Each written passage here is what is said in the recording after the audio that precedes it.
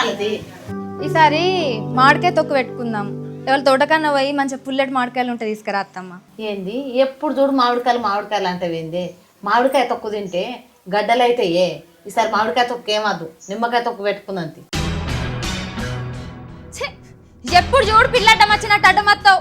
లేక లేక మామిడికాయలు తీసుకురమ్మన్నా నిమ్మకాయలు తీసుకొచ్చి నిమ్మకాయ పచ్చడి పెడతా అంటాను. పెట్టుకో, నువ్వే పెట్టుకో, నువ్వే తిను.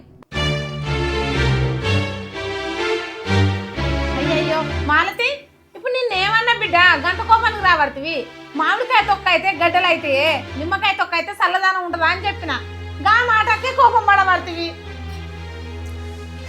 ఛీ, నేను ఇంట్లో అడుగు పెట్టిన కానుంచి నాకైతే ఇంట్లో విలువనే లేకుండా వేయింది.